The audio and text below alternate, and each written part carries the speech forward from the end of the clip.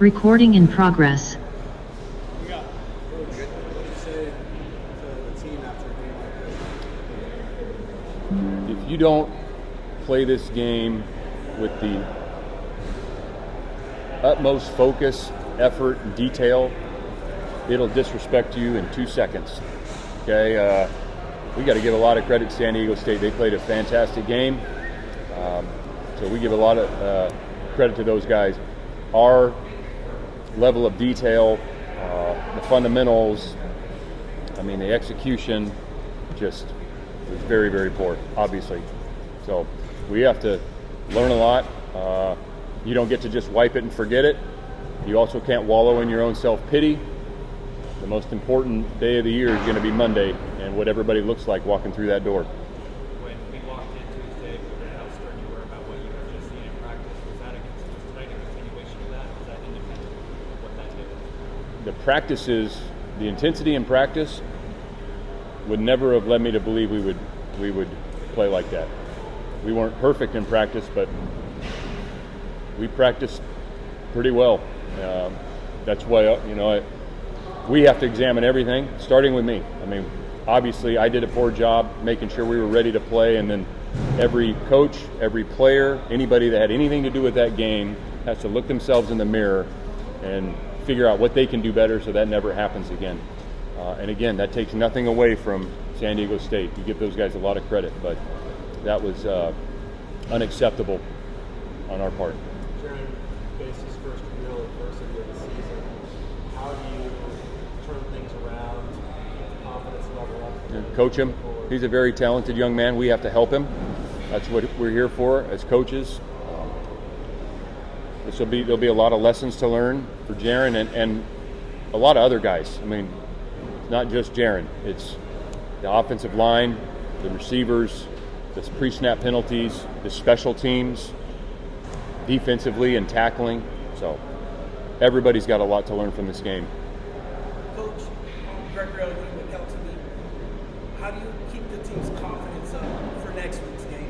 You don't gift anybody confidence. You earn confidence through preparation and demonstrated performance. We have shown that we can play much better than that. It's very disappointing that we didn't put our best foot forward today. We are well aware of San Diego State coming off a bye. They're a good football team. They have good players. But for whatever reasons, the individuals, the units, and the team collectively did not play our best football tonight, and that's unacceptable. So that's why I say everybody's got to look at themselves in the mirror, identify what we can change and adapt to make sure that next week we come out and play the way we're capable of. But you don't gift somebody confidence and tell them everything's going to be okay. There's enough people doing that, okay? We don't get to wallow in pity. We have to go to work, identify the things that we need to change so that doesn't happen again. But to say, hey, it's okay, forget about it, we're not doing that. You don't get to do that. It's not part of the deal. What were they doing defensively that were bothering Jaron? Well, we jumped off sides. They beat us up front. We didn't connect on some throws and some catches. We dropped some footballs. We got pushed out of the pocket sometimes. You name it. You mentioned not forgetting a game like this. Where do you even begin? Where it basically all collapsed on itself on all three sides. Where do you start a game like this? You look at the video, and that'll tell the story. We go back and watch the video. What were the issues? What needs to be addressed?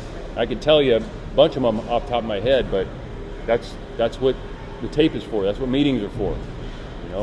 So there'll be a lot that we got to learn, and you got to take your medicine, man. This is 1,000%. You don't get to just throw the tape away and forget it. You don't get to do that. Coach, do you think the team was looking past this game? No, I don't.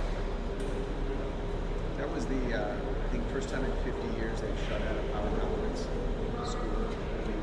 Would you rank this as your worst loss? I don't know how to rank losses. We played very poorly. You can't turn the ball over. We gave penalties, drops, missed tackles, special teams. All losses are awful. I don't know how to rank a loss. They're all terrible. That's it. So, yeah, it sucks. So we have to do something about it. Starting with me, the coaches and the players, the leaders on the team, to identify what we need to do so it doesn't happen again. You mentioned the drop passes a couple times. How concerning has that become for you guys? You got to catch the ball. Yeah. Jugs machines, drills, traffic. Yeah. There's not a lot of, yeah, we got to rep it, drill it. I know the guys are capable of doing it. They've done it before. We have to do it more consistently. We got to catch the ball.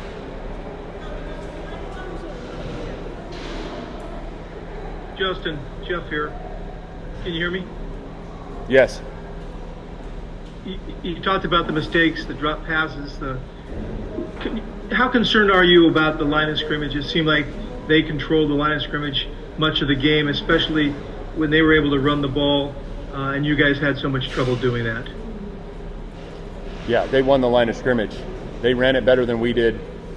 The whole game's a concern, Jeff. The way we played, the whole game was a concern. Give them credit. They did a heck of a job.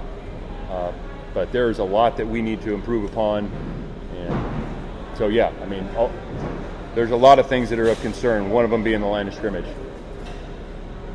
You go to Boston College for your ACC opener next week. How do you expect your team to respond Monday? I expect them to come in ready to work, okay, take our medicine, and move forward, because this is going to be a test when guys show up on Monday morning.